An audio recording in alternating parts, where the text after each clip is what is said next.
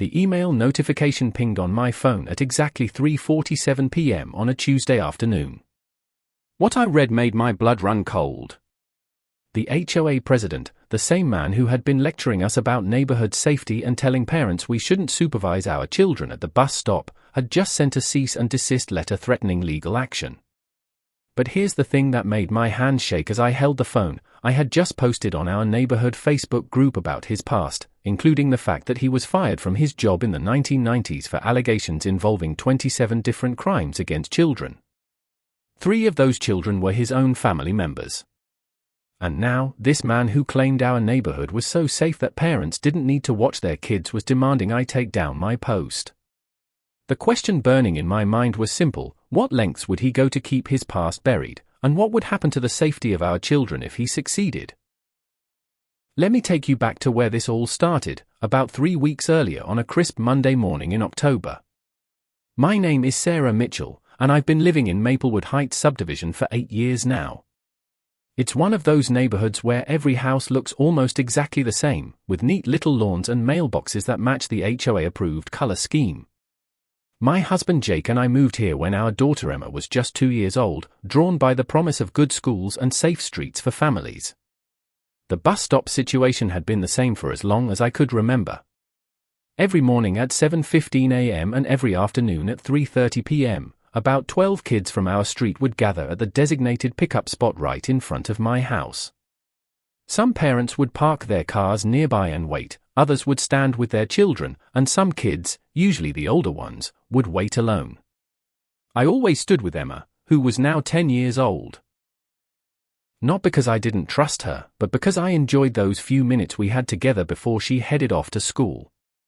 We'd talk about her day ahead, or I'd help her remember if she had her lunch money or homework. It was our little routine, and honestly, it made me feel good knowing there was an adult presence at the stop. Mrs. Henderson from 2 houses down always parked her car at the curb. Her son Marcus had ADHD and sometimes got overwhelmed in crowds, so she found that staying in the car where he could see her helped him feel more secure. Then there was Tom Rodriguez, a single dad who worked nights and used those morning minutes at the bus stop to check in with his twin daughters before heading home to catch some sleep. The kids were typical kids. Sometimes they were loud, sometimes they chased each other around, and occasionally there were little disagreements over who was standing where or who cut in line. But nothing that couldn't be handled with a gentle word from one of the supervising parents. Everything changed on that Monday morning when I found a crisp white envelope in my mailbox. The return address showed the logo of Maplewood Heights HOA, and inside was a letter that would turn our peaceful morning routine upside down. The letter was signed by HOA President David Crawford and addressed to all residents of Maplewood Heights. It read, "It has come to our attention that there have been numerous complaints regarding adult loitering at the designated school bus pickup location. Effective immediately, no parents or guardians are permitted to wait at the bus stop, whether standing on the sidewalk or parked in vehicles. This policy is being implemented due to resident concerns about blocked mailbox access and ongoing behavioral issues with unsupervised children becoming worse when adults are present." I had to read that last part twice. They were saying that having parents around was making the kids behave worse. In my 8 years of experience at that bus stop, it was exactly the opposite. When adults weren't around, that's when problems happened. The letter continued, "Our neighborhood is exceptionally safe, and all families should feel comfortable allowing their children to wait for transportation independently. This policy will help foster independence in our young residents while addressing legitimate concerns from homeowners. Violation of this policy may result in fines as outlined in your HOA agreement." I stood there in my driveway, reading and rereading the letter. The bus stop was directly in front of my house. I hadn't complained about anything. In fact, I liked having the kids gather there. It made the neighborhood feel alive and community-oriented. That afternoon, I decided to walk around the neighborhood and talk to some of the other parents. What I discovered made me angry. Mrs. Peterson, who lived 3 houses down from the bus stop, was the one who had filed the complaint. "I'm tired of looking out my window and seeing all those people every morning and afternoon," she told me, arms crossed defensively. This is a residential neighborhood, not a daycare center. But Mrs. Peterson, I replied, the bus stop has been there for years. And the parents are just making sure their kids are safe. She waved her hand dismissively. Kids today are too coddled. When I was young, we walked to school by ourselves and turned out just fine. Besides, David Crawford assured me that our neighborhood is perfectly safe. David Crawford, our HOA president. I'd seen him around the neighborhood for the past 2 years since he'd moved in. He seemed nice enough, always waved when I saw him jogging in the evenings, came to most HOA meetings, and volunteered for neighborhood events. But something about his dismissive attitude toward child safety rubbed me the wrong way. The next morning, I decided to test the new policy. I stood on my own front porch, technically on my property, and watched Emma wait for the bus. Within 10 minutes, I received a text message from an unknown number. The HOA policy includes all adult supervision at the bus stop. Please comply immediately. I texted back, this is my property. I'm standing on my own porch. The response came quickly, the policy is clear. No adult loitering in the bus stop area for any reason. Now I was really angry.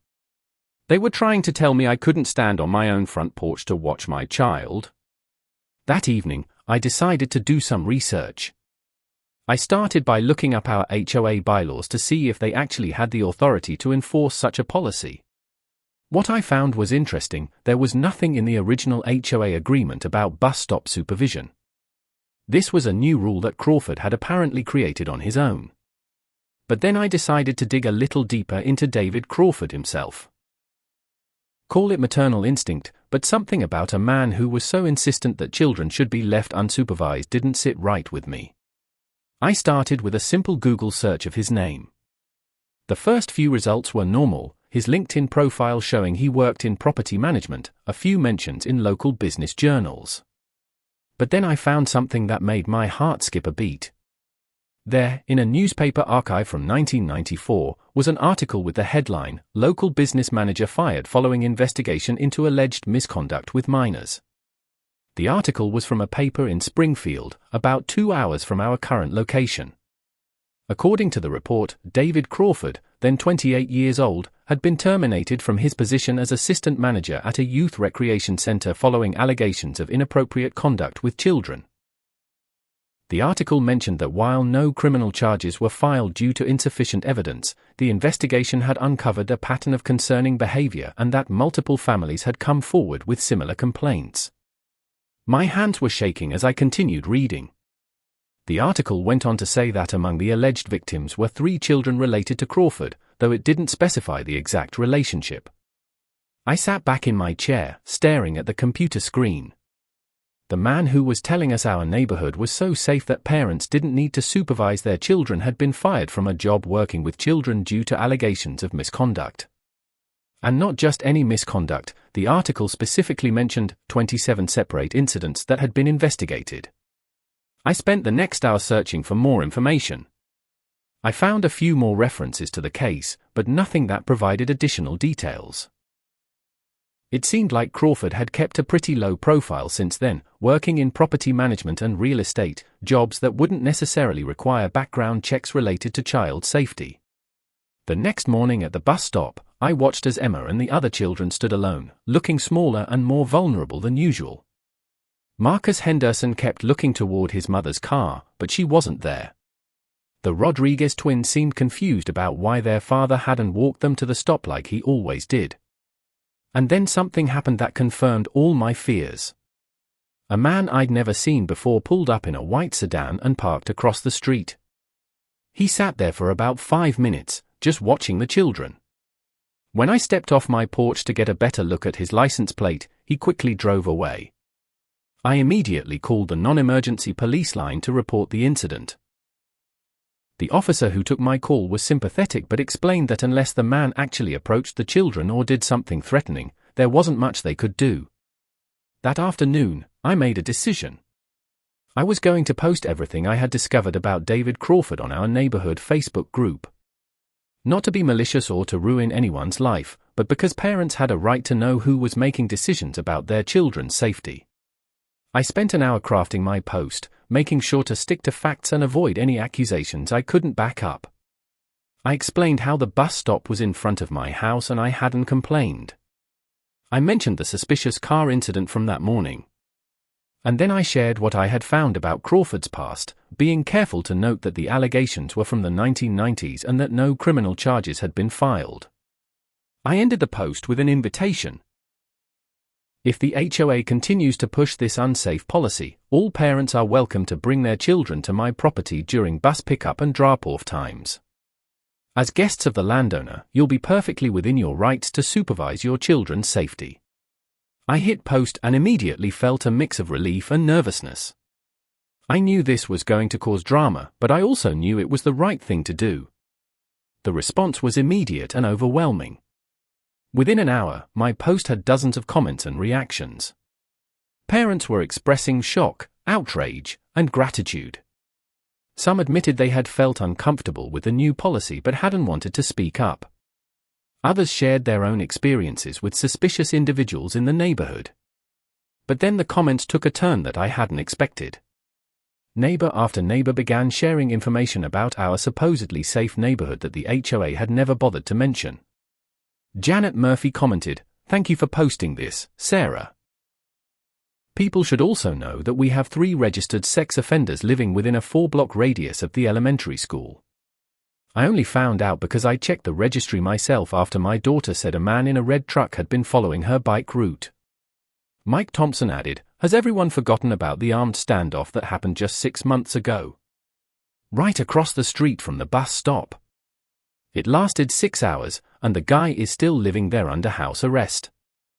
How is that making our neighborhood exceptionally safe?" Lisa Chen wrote, "My husband is a police officer, and he's told me that our area has had a 23% increase in property crimes over the past year." The HOA newsletter never mentioned any of this. As I read through the comments, I realized that Crawford and the HOA board had been painting a very different picture of our neighborhood's safety than what the reality actually was. Parents were starting to connect the dots, and they were not happy about being misled.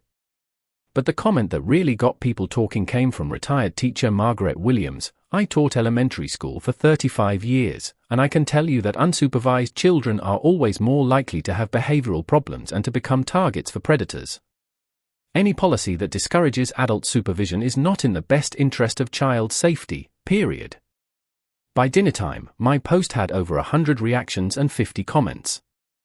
Parents were organizing, sharing information, and planning to attend the next HOA meeting in large numbers.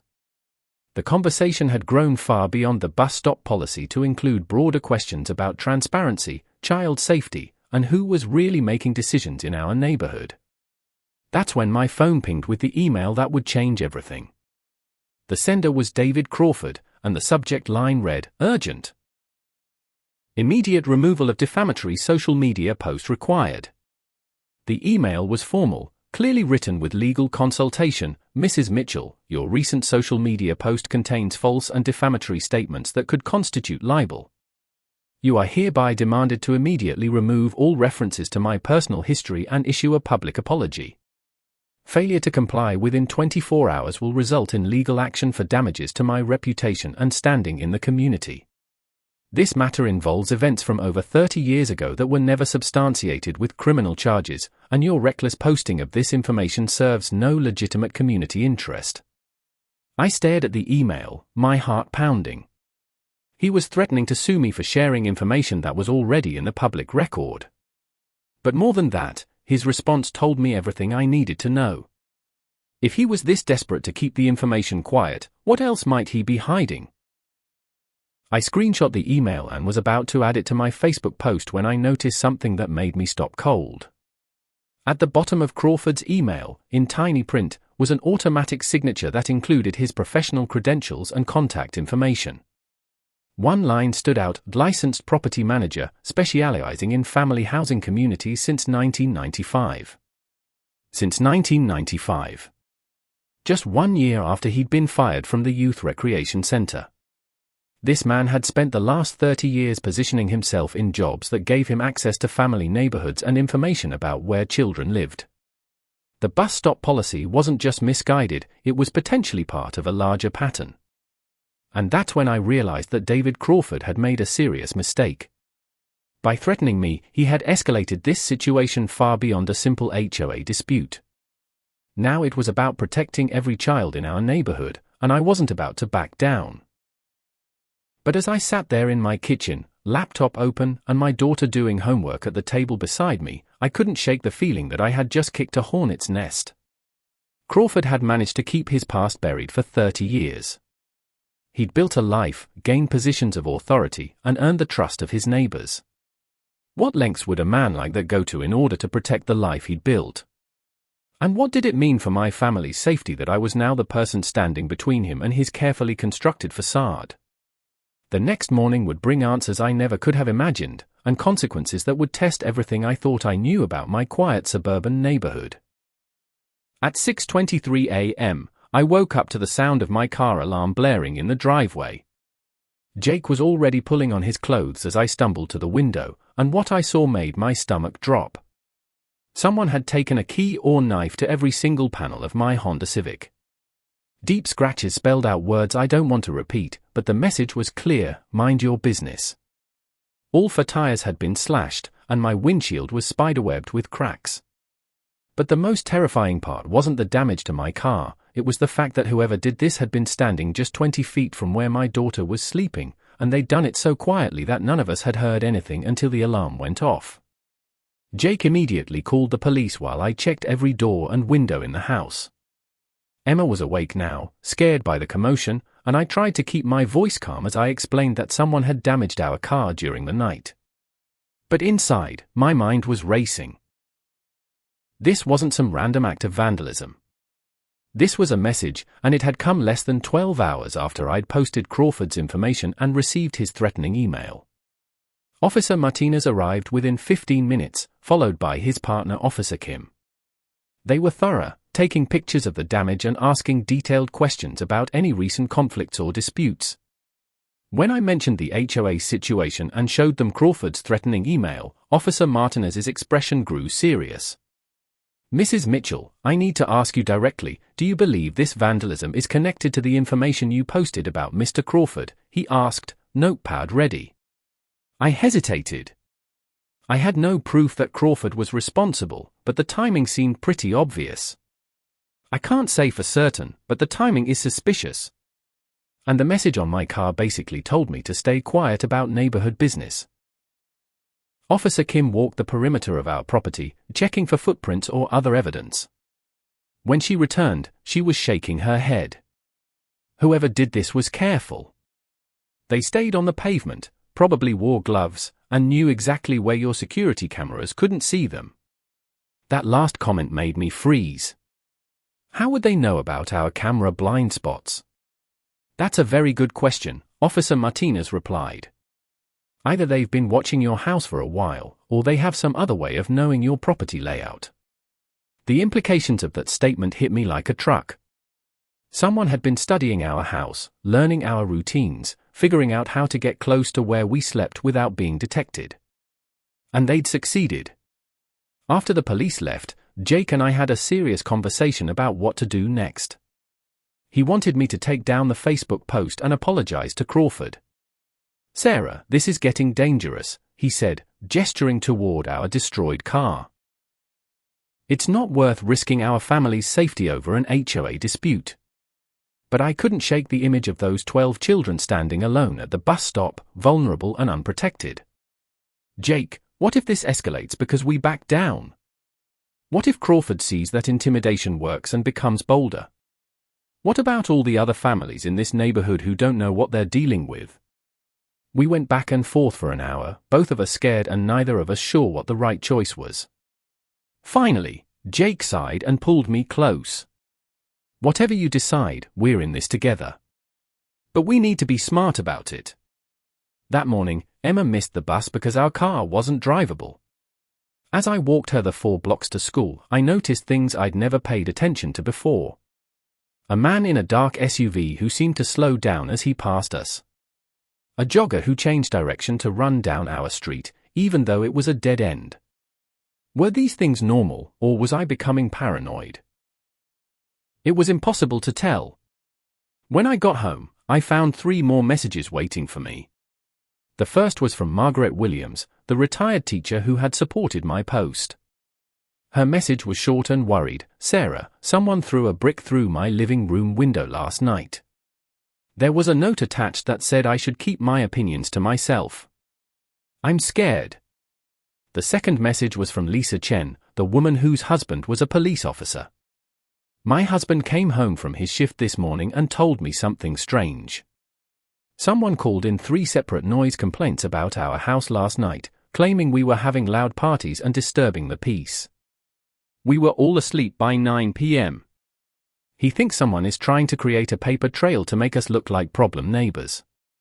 The third message was from Janet Murphy, who had mentioned the registered sex offenders in her comment. "Sarah, I went to start my car this morning and found sugar in my gas tank.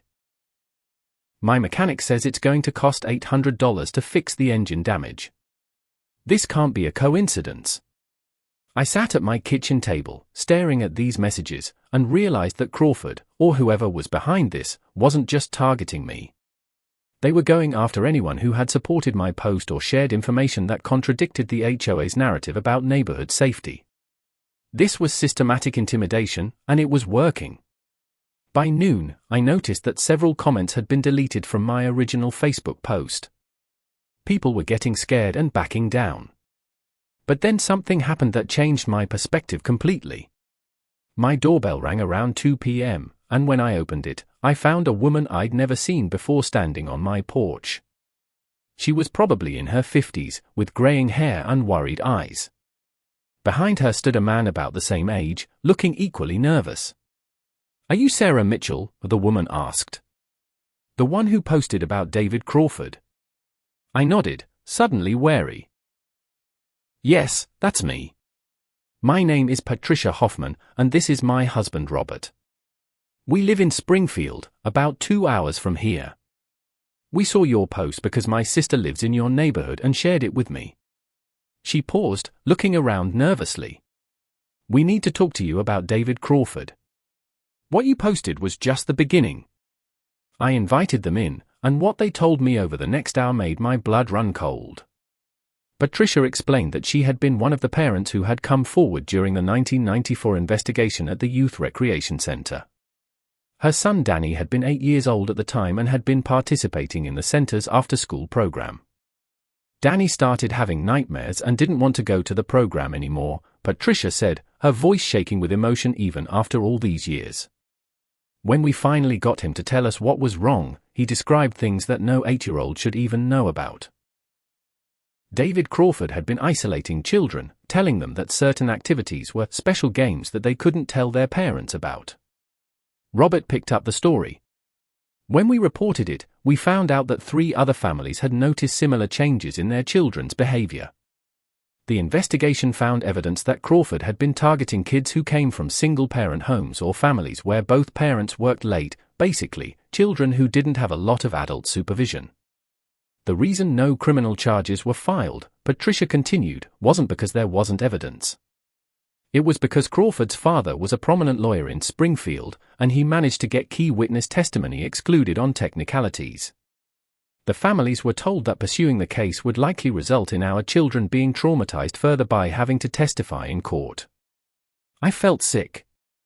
So he just got away with it? Not completely, Robert said. The story made it into the local paper, which is how you found it. And word spread around Springfield pretty quickly. Crawford couldn't get another job working with children anywhere in the area. That's why he moved away and went into property management. Patricia leaned forward, her eyes intense. But here's what you need to understand, men like Crawford don't just stop. They find new ways to access children, new ways to gain trust and authority. When my sister told me that he was now an HOA president in a family neighborhood, actively trying to reduce adult supervision of children, every alarm bell in my head started ringing. There's something else, Robert added. We kept in touch with some of the other families from the investigation over the years. 2 of them had daughters who grew up and became social workers. About 5 years ago, they started tracking Crawford's movements, just to make sure he wasn't continuing to hurt children. Patricia pulled out a folder from her purse. They found records showing that Crawford has lived in 4 different family-oriented communities over the past 20 years. In each location, he quickly got involved in community leadership roles, HOA boards, school volunteer positions, neighborhood watch programs. And in each location, after about 5 years, reports of suspicious activity around children started increasing. She opened the folder and spread out several documents. Look at these police reports from his previous neighborhoods. Multiple reports of children being followed home from school. Parents noticing strangers in cars watching playgrounds. Several cases of children receiving inappropriate gifts or attention from adults they couldn't identify. My hands were shaking as I looked through the reports. The pattern was clear and terrifying. Crawford would move into a neighborhood, establish himself as a trustworthy community leader, work to reduce adult supervision of children through policy changes, and then, the reports would start. The social workers who were tracking him believe that Crawford has developed a much more sophisticated approach than he used in the 1990s, Robert explained. Instead of directly approaching children himself, he creates situations where other predators have easier access. He makes the neighborhoods attractive to people with bad intentions. Think about it, Patricia said. A neighborhood where the HOA president actively discourages parents from supervising their children at bus stops. Where families are told that adult presence isn't needed because the area is safe. What kind of person would be attracted to a community like that? The realization hit me like a physical blow. The suspicious man in the white sedan who had watched the children at the bus stop hadn't been a random occurrence. Crawford's policy wasn't just misguided, it was bait. "Why are you telling me this?" I asked. "And why now?" Patricia's expression grew grim. "Because based on the pattern from his previous neighborhoods, we believe Crawford is preparing to make his move. The fact that he's trying so hard to intimidate you and other parents into staying quiet suggests that he's already identified his targets. And the fact that someone vandalized your car means he's more desperate than usual." Robert nodded. In his previous neighborhoods, the intimidation tactics always escalated right before children started disappearing. The word disappearing echoed in my head.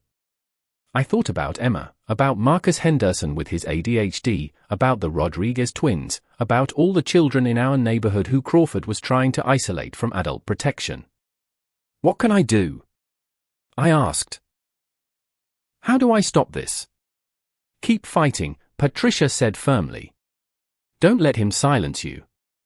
The only reason we never caught him before was because parents got scared and stopped talking. But you have something we never had, modern technology and social media. You can reach hundreds of people instantly." She handed me a business card. "This is Detective Susan Walsh from the Springfield Police Department. She's been following Crawford's case for years, even though she's never been able to build a strong enough case to arrest him. She wants to talk to you." As the Hoffmans prepared to leave, Patricia turned back to me one more time. "Sarah, I need you to understand something. What happened to my car, to Margaret Williams' window, to the other parents who supported you, that's just the beginning. Crawford has spent 30 years perfecting his methods. He knows how to make people afraid, how to isolate his critics, and how to make problems disappear." She paused at the door. "But he's also never faced someone like you before. Someone who's willing to research, who has a platform to share information, and who lives right at the bus stop where he's trying to implement his policy. You're his biggest threat, which means you're also the children's best hope." After they left, I sat in my living room for a long time, trying to process everything I'd learned. Crawford wasn't just a man with a questionable past trying to cover up old mistakes. He was an active predator who had spent decades perfecting his methods and was now preparing to use our neighborhood as his hunting ground. I picked up my phone and called Detective Walsh. She answered on the second ring, and her voice was sharp and professional. "Mrs. Mitchell, I've been expecting your call. The Hoffmans told me they were coming to see you today." Detective Walsh, is everything they told me true? About the pattern, about the other neighborhoods? Every word, she replied. I've been trying to build a case against Crawford for 8 years, ever since the pattern became clear. The problem is that he's very careful. He never directly commits crimes himself, he just creates conditions that make it easier for crimes to happen. So what can I do? Keep documenting everything. Every intimidation tactic, every policy change, every suspicious incident in your neighborhood. Build a timeline and keep it public. Crawford's power comes from secrecy and from keeping families isolated from each other. The more you can keep people talking and sharing information, the harder it becomes for him to operate. She paused. But Mrs. Mitchell, I need to warn you about something. Based on the pattern from his previous neighborhoods, things are going to get much worse before they get better. Crawford will escalate the intimidation tactics, and he has resources and connections that you probably don't know about. Are you prepared for that? I thought about Emma sleeping in her room, unaware of the danger surrounding her. I thought about all the other children in our neighborhood whose parents trusted Crawford's assurances about safety. I thought about Danny Hoffman, now a grown man still dealing with the trauma of what had happened to him as an 8-year-old. Yes, I said. I'm prepared. But even as I said the words, I knew I had no idea what I was really preparing for. That night, as I was putting Emma to bed, she asked me a question that made my heart stop. Mommy, why was that man taking pictures of our house today? What man, sweetheart? The man in the grey car. He was parked across the street when I got home from school. He had a big camera, and he was pointing it at our windows. I kept my voice calm, but inside I was panicking. Did you see what he looked like? Emma nodded. He was old like Daddy, with brown hair. And he smiled at me when he saw me looking at him. But it wasn't a nice smile.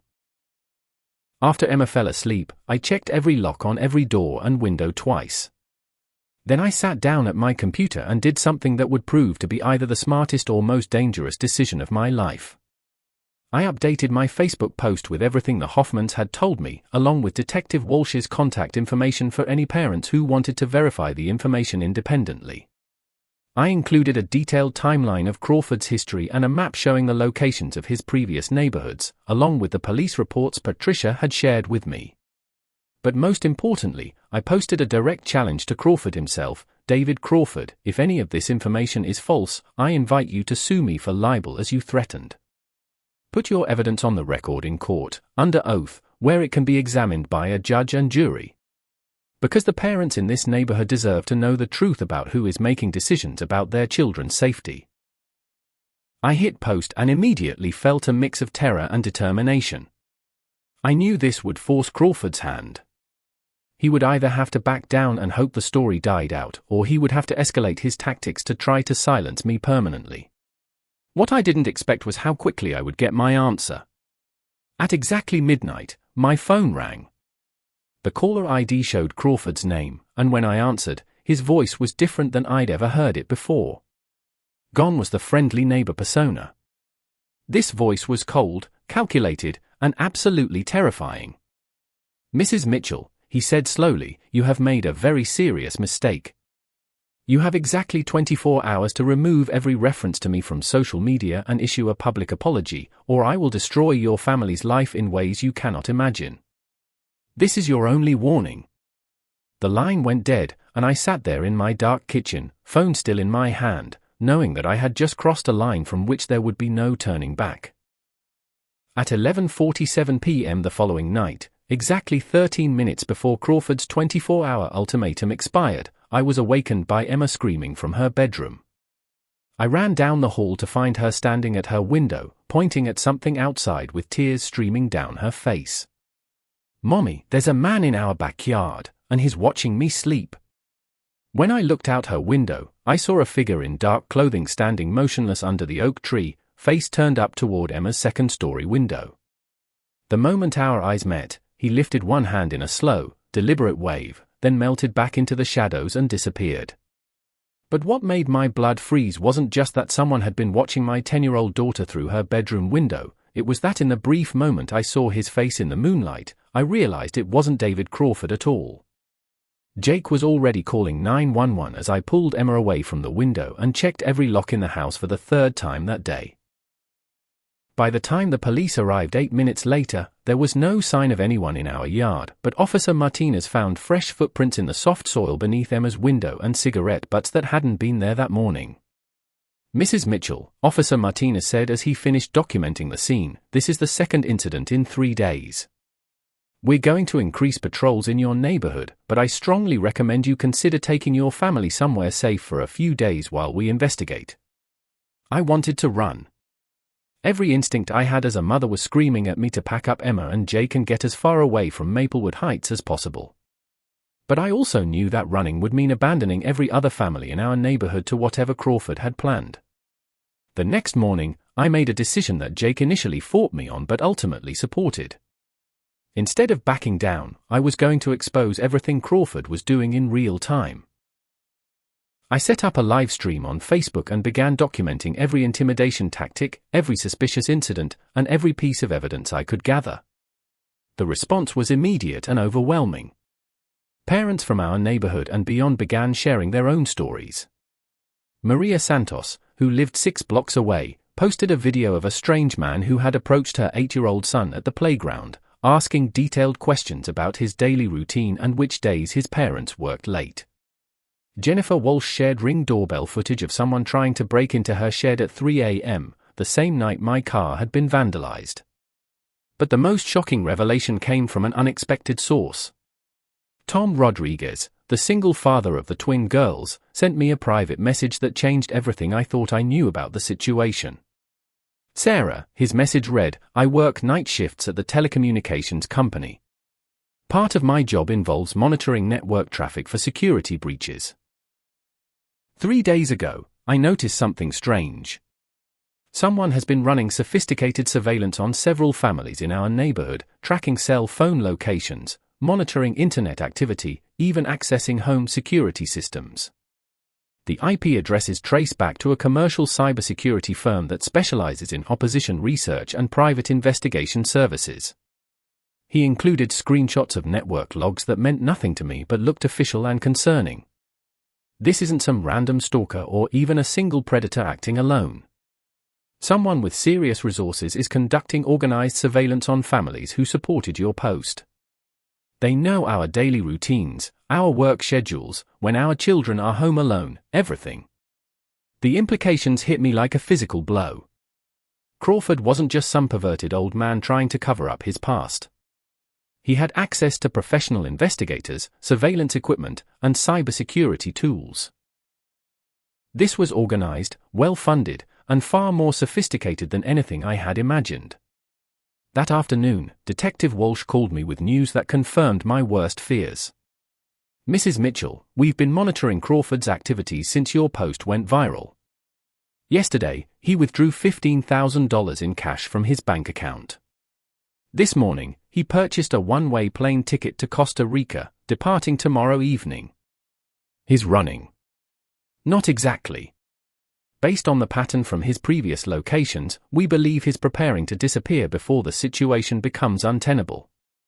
But here's what concerns us: in his previous neighborhoods, Crawford always waited until after he had achieved his primary objective before relocating." The words hung in the air between us. "What do you think his primary objective is here?" "We believe he's already identified specific children in your neighborhood as targets. The intimidation campaign against you and other parents isn't just about silencing opposition, it's about creating chaos and fear that will provide cover for whatever he's planning to do in the next 24 hours. That evening, I made the hardest decision of my life.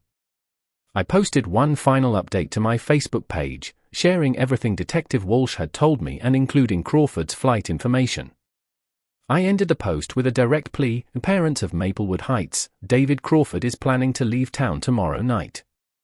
If he follows the pattern from his previous neighborhoods, tonight may be when he makes his move. Please, keep your children close, verify their whereabouts every hour, and don't let them out of your sight."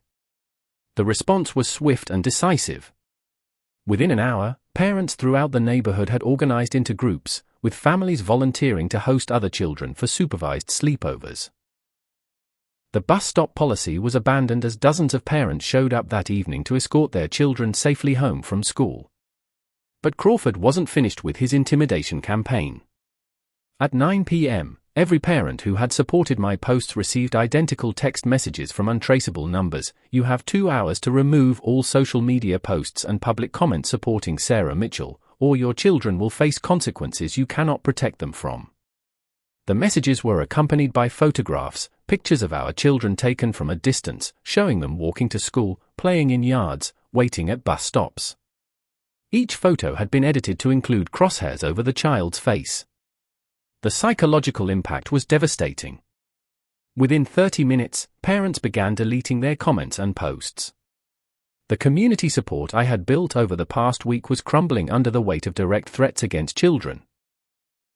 But then something unexpected happened that changed the entire dynamic of the situation.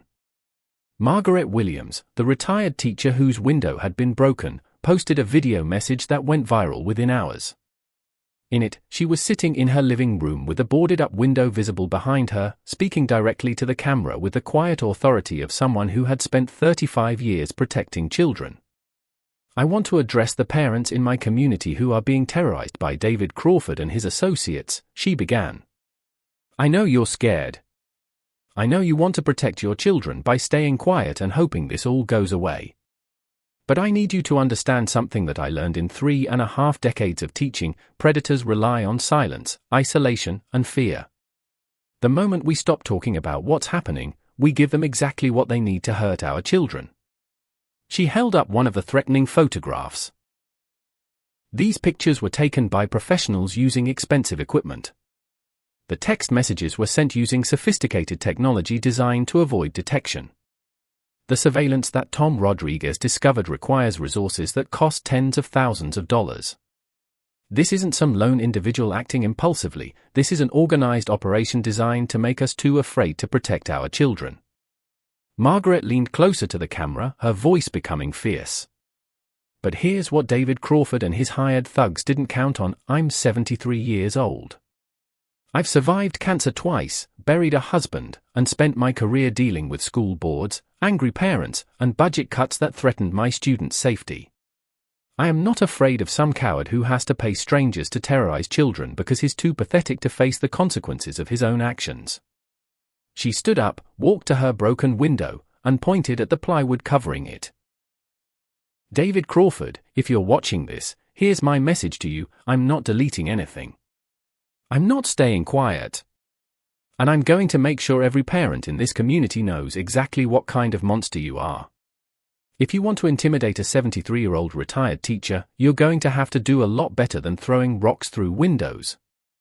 The video ended with Margaret providing Detective Walsh's contact information and encouraging every parent to document and report any suspicious activity, no matter how minor it seemed. Within hours, Margaret's video had been shared thousands of times. Parents from other communities began sharing their own stories about suspicious HOA policies, strange men watching children, and community leaders who seemed too interested in reducing adult supervision of kids. But more importantly, the parents in our neighborhood stopped deleting their posts. Instead, they began sharing the threatening messages they had received, posting the disturbing photographs, and coordinating their efforts to keep their children safe. Crawford's intimidation campaign had backfired spectacularly. Instead of silencing the community, it had galvanized us into action. At 11 p.m. that night, exactly 1 hour before his flight was scheduled to depart, David Crawford was arrested at the airport by Detective Walsh and a team of federal agents. In his carry-on luggage, they found detailed files on 12 children from our neighborhood, including photographs, school schedules, family information, and what appeared to be behavioral profiles noting which children would be most vulnerable to grooming tactics. They also found evidence that Crawford had been in contact with a network of individuals in Costa Rica who were involved in child trafficking operations. His plane ticket wasn't for a vacation or even a permanent relocation. It was the first step in a plan to transport children out of the country. The investigation that followed revealed the full scope of Crawford's operation. The professional surveillance, the intimidation tactics, and even his role as HOA president had all been part of an elaborate scheme that he had been planning for over 2 years. He had specifically chosen our neighborhood because of its demographics, young families, dual-income households, and a location near major highways that would make transportation easier. The 3 registered sex offenders that Janet Murphy had mentioned in her original comment weren't random residents, they were associates of Crawford who had moved to the area as part of his network. The armed standoff that had resulted in house arrest had been orchestrated to test police response times and identify security weaknesses in the neighborhood. Even the HOA bus stop policy had been carefully calculated. By creating a situation where children regularly gathered unsupervised in a predictable location, Crawford had been setting up ideal conditions for abduction attempts. In the weeks that followed Crawford's arrest, additional arrests were made as the FBI unraveled the broader network. The cybersecurity firm that Tom Rodriguez had identified was shut down, and several of its employees were charged with illegal surveillance and harassment. The individuals who had been conducting physical surveillance and intimidation were arrested in 3 different states. But perhaps the most important outcome was what happened to our community itself. The experience had shown us that the safety of our children depended not on HOA policies or promises from authority figures, but on parents staying connected, informed, and actively involved in protecting each other's families. We established a new neighborhood watch program, not one run by HOA officials, but one organized by parents themselves. We created secure communication channels for sharing information about suspicious activities. And we made sure that every family had multiple other families they could rely on in emergency situations.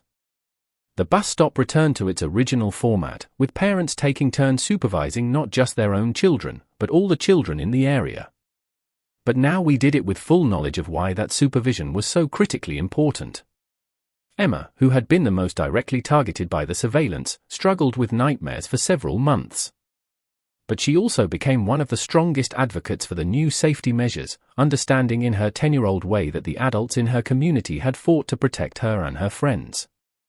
6 months later, I received a letter from Patricia Hoffman, the mother from Springfield who had first warned me about Crawford's pattern of behavior.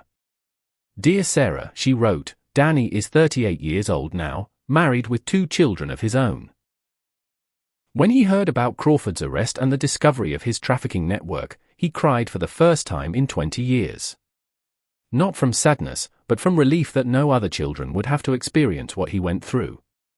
He wanted me to tell you that your courage to speak up and fight back saved lives. Not just the children in your neighborhood, but children in other communities where Crawford might have eventually operated." The letter continued, "Detective Walsh told us that the evidence gathered from Crawford's arrest has led to investigations in 4 other states and the rescue of 7 children who had already been trafficked. Your refusal to stay quiet when threatened literally saved lives." As I finished reading Patricia's letter, I realized that the most important lesson from our experience wasn't about HOA policies or neighborhood safety measures. It was about the responsibility that every parent has to speak up when something doesn't seem right, even when speaking up is difficult, dangerous, or unpopular. Crawford's operation had succeeded for years in other communities because parents had been intimidated into silence. Children had been hurt because adults had been too afraid to ask hard questions or challenge authority figures who seemed trustworthy. Our neighborhood had been targeted because Crawford believed we would be easy victims, busy parents who would trust HOA leadership and avoid confrontation. What he hadn't anticipated was that once parents understood the stakes, we would choose courage over comfort and protection of children over personal safety. The experience changed all of us. We learned that the price of our children's safety is constant vigilance, difficult conversations, and the willingness to stand up to people in positions of authority when they make decisions that put children at risk. But most importantly, we learned that when parents work together, share information, and refuse to be intimidated, we can protect our children from even the most sophisticated predators. The bus stop in front of my house is still there, and every morning and afternoon it fills with the sound of children's voices and the watchful presence of their parents. It's exactly the way it should be, and exactly the way it will stay as long as we remember the lessons we learned about the true meaning of neighborhood safety. Crawford is serving a life sentence without possibility of parole. The network he was part of has been dismantled. And 12 children in our neighborhood get to grow up safe because their parents refuse to stay quiet when staying quiet would have been easier. Sometimes protecting our children means more than just keeping them close. Sometimes it means having the courage to fight for them when the people in power tell us that fighting isn't necessary.